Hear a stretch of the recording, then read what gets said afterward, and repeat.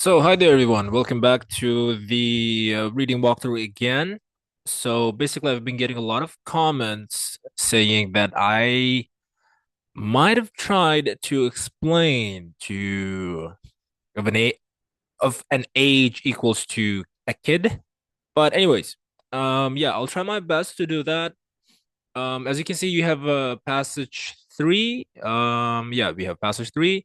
It is somehow looks kind of factual text, but it's not necessarily factual, I guess, because I see there's a lot of opinions here. There are a lot of opinions, and it somehow looks like that. I don't know. But anyways, we will see while we read along together. But before you do that, before you actually complete maybe start the test, just look at the just pay attention to the questions. You have matching headings, you have sentence completion, you know that gap filling, and true false not given. As far as you do know the order of the questions, then you're good to go. So for example, you have true false not given. That means it will probably come the very end, maybe the very end three paragraphs. Let me actually put this a little bit to the lower area. So like that. There you go. Much better. All right. When you're reading a list of headings, you know that list of headings they don't come in order, right? So the answers are mixed. But however, the thing is that whenever you read the first paragraph, whenever you read the first paragraph, you just have to pay attention to the to different kinds of questions as well.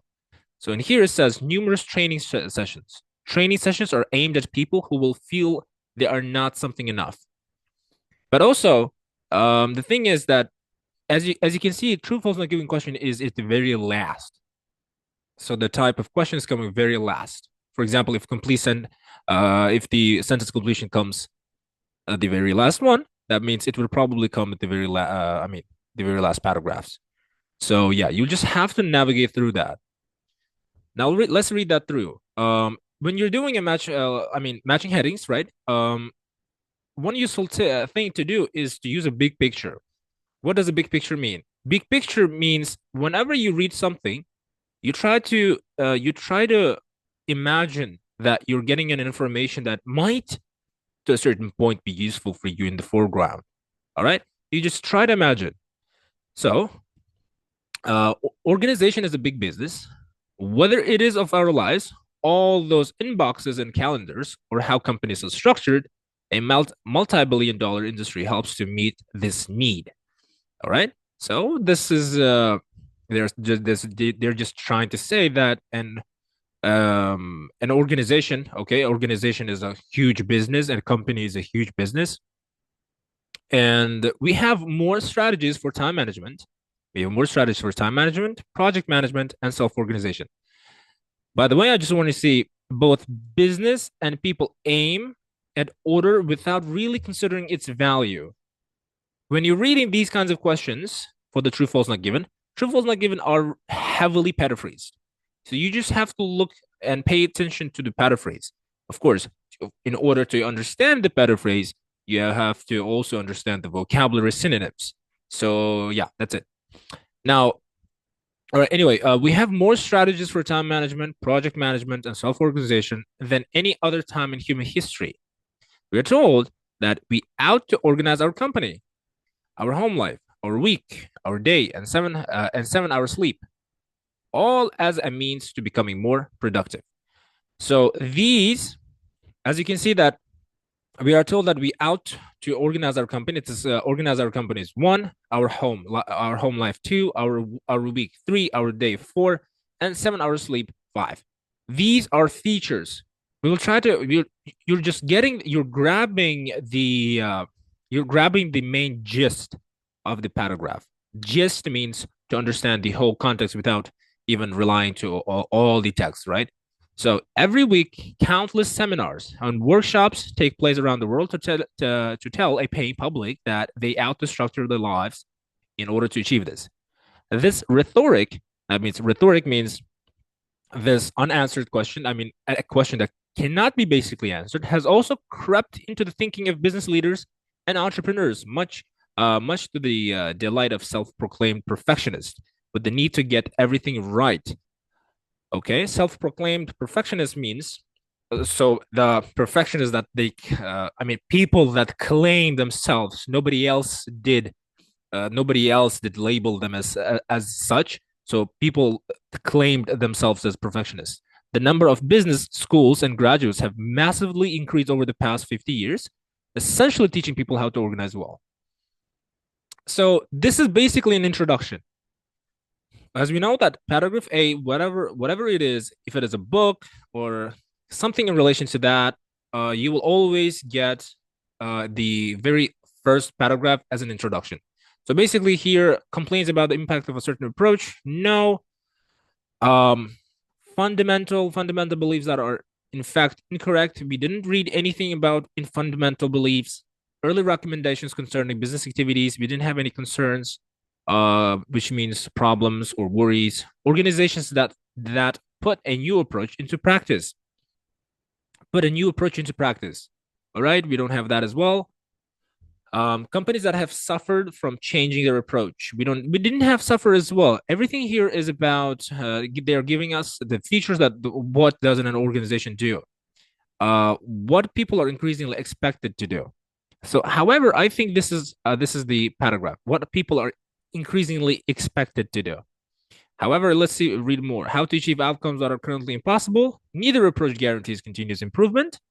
Evidence that says that a certain approach can have more disadvantages than advantages. But I think this number six. Now let's try to find the paraphrase for that. What people are increasingly expected to do.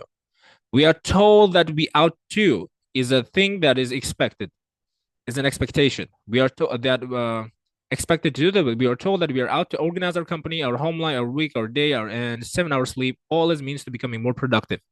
So this is, as you can see, this is an answer for that. We can see that we out to organize. All right, that we out to organize. Expected to do everything, and that thing pretty much is increasing. The number of business schools and graduates has massively increased over the past 50 years, essentially teaching people how to organize well. All right, let's now try to let's try to see these kinds of questions. Numerous training sessions are aimed at people who feel they're not something enough. Have you found that? So every week, countless seminars and workshops. Uh, I don't know. So numerous training sessions. Hmm. Numerous training sessions, all bean boxes, more strategies of time management, project management. The problem with sentence completion is that it does not always come in order. So you just really have to be careful with that. Okay. Essentially, no. Okay, let's see. Being organized appeals to people who as you can see, this is a word, regard themselves as self-proclaiming. I think this is as perfectionists. Perfectionists. Perfectionists. All right, there you go. Good. Many people feel something. I don't know what do they feel? It appeals to people. So much to the delight of self-proclaimed perfectionists, but the need to get everything right. Being organized is to get everything right. All right, anyways. Ironically, however, the number of business that fail has also steadily increased. Okay, so the paragraph is going to be something about failure. Work-related stress has increased as well. A large proportion of workers from all demographics means from all over the world, claim to be dissatisfied with the way their work is structured and the way they are managed. So, numerous training sessions, no. A large proportion of workers claim to be dissatisfied. Many people feel something of the aspects of their work. All right. Hold on. This begs the question: what has gone wrong? Why is it that on paper the drive for organization seems a sure shot for increasing productivity, but in reality falls very short of what is expected? Many people feel something with the aspects of their work. Um, So aspects is a detail. Aspect is a detail. So one part of something. And so an aspect is a part of something. So so large proportion, many people is a large proportion. Many people is a of workers, all the market claim to be dissatisfied. Claim means feel. So it's going to be dissatisfied, I guess. I'm writing slowly because I'm sometimes confusing. I get confused with this spelling as well. All right. So training sessions are aimed at people who feel they're not enough. However, the paragraph B is something that is about the something that is related to dissatisfaction and nuance. All right. Complaints about the impact of a certain approach. I think is it yeah, because there's a lot of complaints.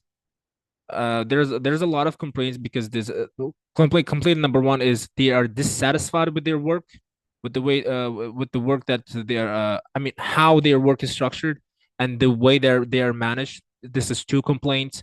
Why is it that on paper the drive for organization seems a sure shot for increasing productivity? So I think that's number one. And the complaints are dissatisfied, and dissatisfied about their work and the way it is managed. There we go. Now section C. That did we find anything both businesses and people aim at order without really considering its value? Both businesses and people. Okay, let's see. This has been a problem. Innovation. Google. Let me actually find Google before we do that. Okay. The first part I meet Google is here. All right. Is there a Google that comes before that? That means if the Google is met here, the questions for number 39 and 38 is going to come somewhere around here as well. So yeah, okay. Now, this has been a problem for a while now. Frederick Taylor was one of the forefathers of scientific management. Writing in the first half of the 20th century, he designed a number of principles to improve the efficiency of the work process, which have since become widespread in modern companies. So the approach has been around for a while. So there's a certain approach. So a particular approach, uh, this has been a problem for a while. Frederick Taylor was one of the forefathers of scientific management. Writing the first half of the 20th century, he designed a number of principles to improve the efficiency of the workforce. So he designed a number of principles, which have since become widespread in modern companies. Evidence that a certain approach can have more disadvantages? No. Neither approach guarantees continuous improvement. No. How to achieve outcomes that are currently impossible? No. Nothing about that as well. Let me actually remove number 6, so we're not confused. Companies that have suffered from changing their approach, organizations that put a new approach into practice. Is there anything up for practice? So the approach has been around for a while. No. Completes also we did that. Let me remove it. Let me remove this part. So okay. Early recommendations concerning business activities is the most suitable one. I don't know. Because the recommendations is that he designed a number of principles to improve the efficiency. This is the one to improve the efficiency of the workforce. This is what he did.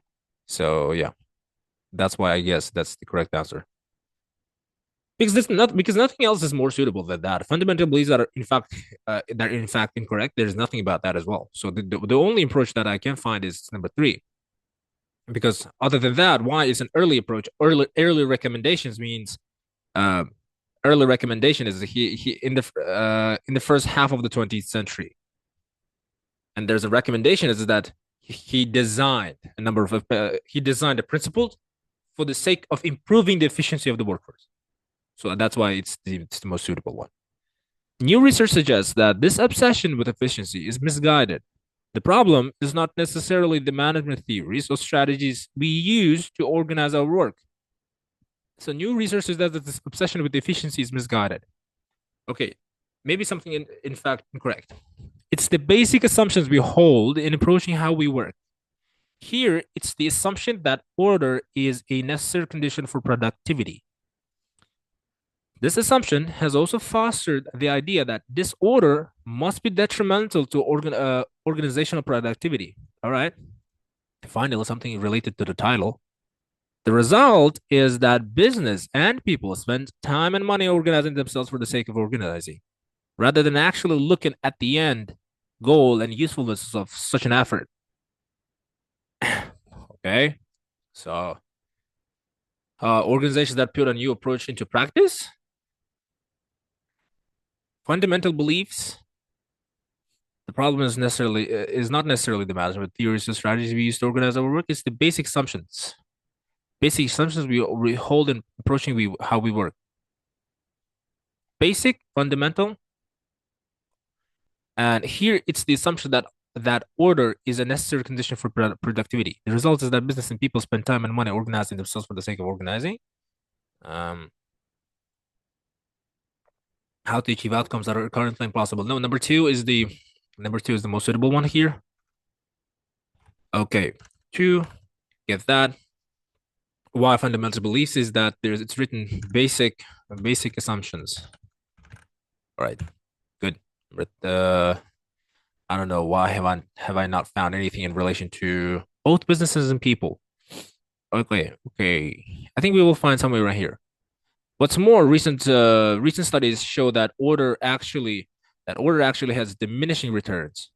Diminishing returns means bad effects. Diminishing is something that decreases. So that's why we'll have to navigate through that.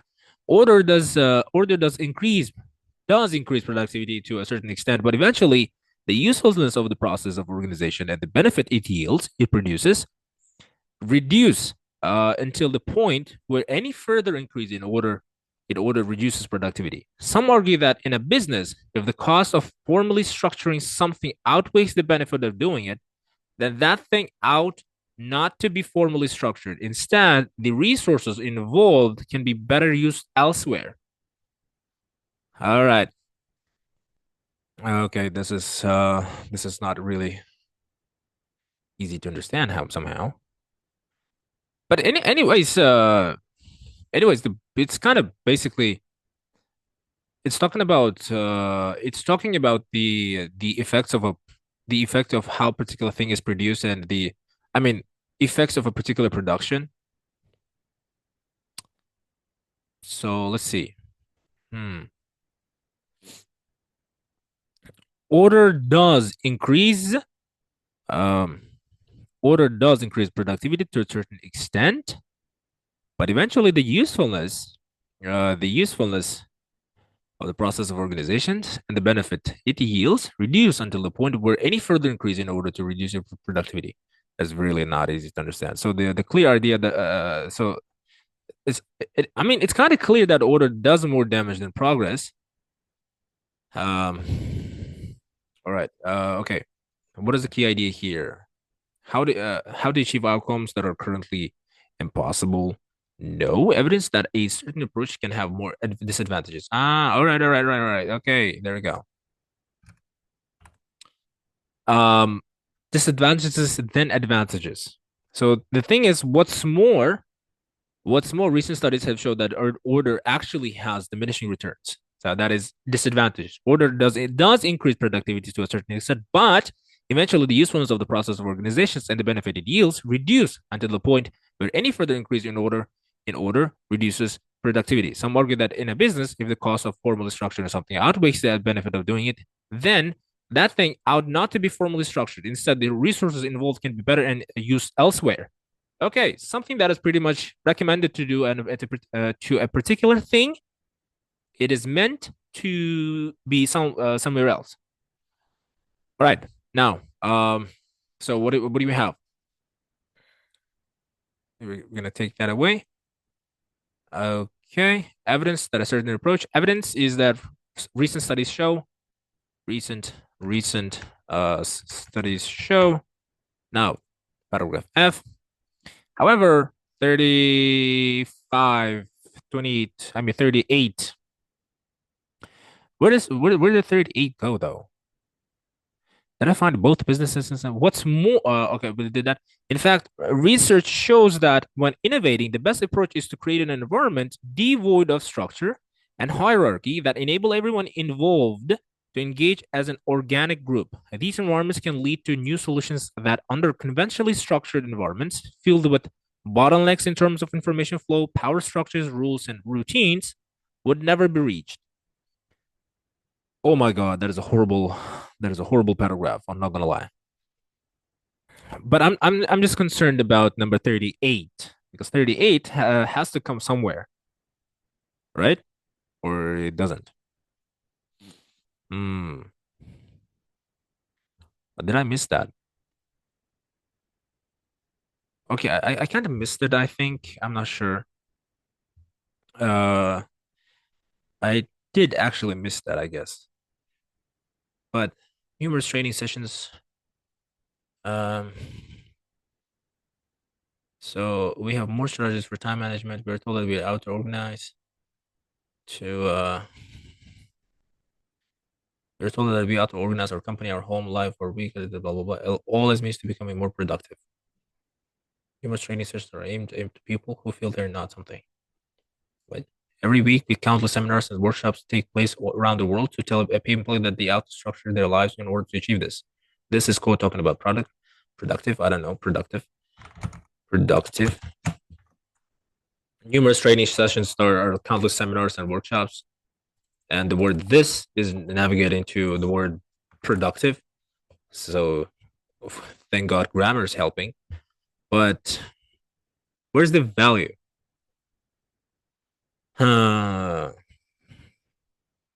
How both businesses and people at aim at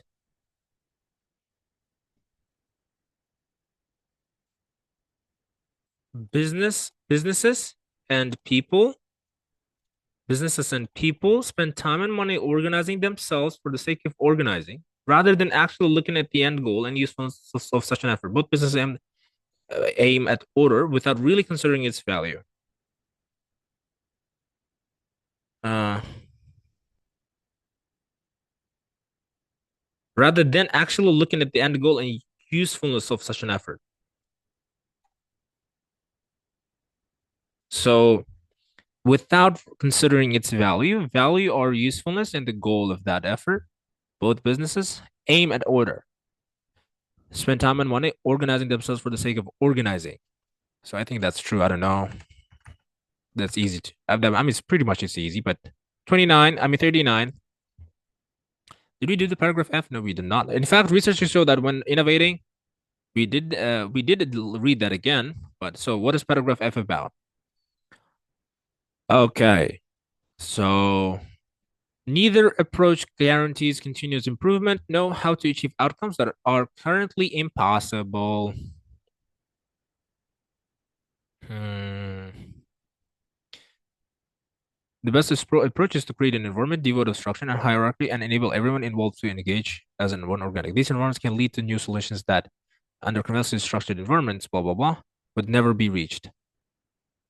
How to achieve outcomes that are currently impossible? What? Companies that have suffered? No. Organizations that put a new approach into practice, fundamental beliefs. I think we did that. We removed this. Please, thank you. Thank you. We need to remove that as well. Okay. Neither approach guarantees continuous improvement. All right, now let's go for the F. Let's go for the F as number how to achieve outcomes. Outcomes of results, right? The results is in order to achieve that result, we need to create an environment not empty of structure and hierarchy and enable everyone involved to engage as one organic group. Okay. Currently impossible. So I think that's the most suitable one. That's why it's kind of annoying. That's why it's kind of annoying most of the times too. Okay. It's really annoying to do such paragraphs. I swear to God.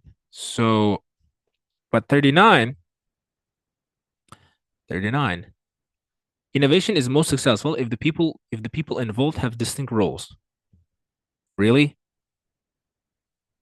In fact, Research shows that when innovating, the best approach is to create an environment devoid of structure and hurry and enable everyone involved. And so innovation is most successful if the people involved have distinct roles. They don't have distinct roles. They have to be one organic group. So that's a false. One organic role. Distinct role here is a synonym for an organic group. I mean, I'm sorry, not synonym, but antonym. One organic group is one group, but distinct role is a separate. It's a separate thing that people out to do. Google was inspired to adapt flexibility. I don't know. Let's read the G. In recent times, companies have slowly started to embrace this organization. Many of them embrace it in terms of perception, embracing the idea of disorder as opposed to fearing it. And in terms of process, putting mechanisms in place to reduce structure. For example, Oticon, a large Danish manufacturer of hearing aids, used what it called a spaghetti structure in order to reduce the organization's rigid hierarchies. Okay. This involved scrapping formal job titles and giving staff huge amounts of ownership over their own time and projects. This approach proved to be highly successful initially, with clear improvements in work productivity in all facets of the business. In similar fashion, the former chairman of General Electric embraced for this organization, putting putting forward the idea of the boundaryless organization. Again, it involves breaking down the barriers between different parts of a company and encouraging virtual collaboration and flexible working. Google and a number of other tech companies have embraced, at least in this part, I mean, in part, these kinds of these kinds of flexible structures facilitated by technology and strong company values, which glue people together. Which glue people together. What? I mean, paragraph G wasn't that hard. It's basically over here that put a new approach to practice. So it's number 4. New approach into practice is that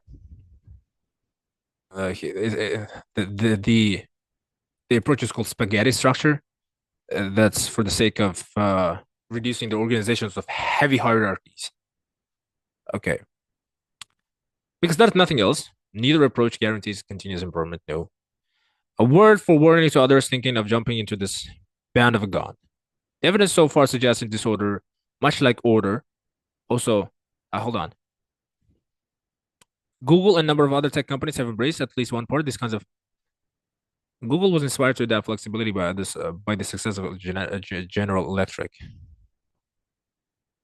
No, they were not inspired. There's nothing about their inspiration.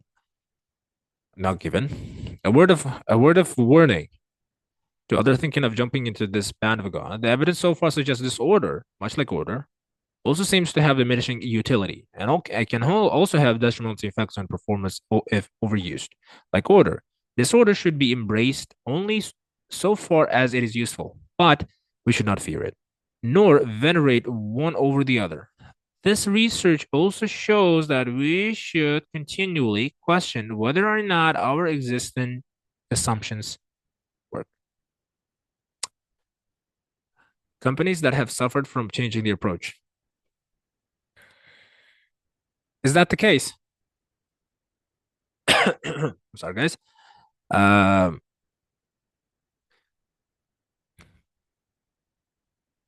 this approach shows that we should continue to question whether or not our existing assumptions work. Number 1, organizations that put approach into new practice. We did this. We're going to remove that. Okay. Companies that have suffered from changing the approach. There's nothing about suffering. Neither approach guarantees continuous improvement. Like order, disorder should be embraced only as far as it's useful. Okay. So a word of warning. A warning means there's no guarantee. So I think that's the most suitable one. Come on. I don't know. This is kind of not productive for me to do this one. All right. Anyways, hopefully I did everything correct. I'm gonna check after the video. But anyways, if we did if you did find something that is pretty uncomprehensive, be sure to leave a comment down below. And of course, do like it. Come on, do like it, so we can pop off to the recommendations of YouTube. YouTube recommendations for the academic part of English. Thank you very much, guys, for watching. And yeah, again, if you have any questions, may comment down below. I will come up with a very prompt response to your question. I'm always available to everyone. It doesn't matter how many questions are there. I'm gonna separate my time to of course giving you a an answer that might suit and lead you to a better score in your IELTS.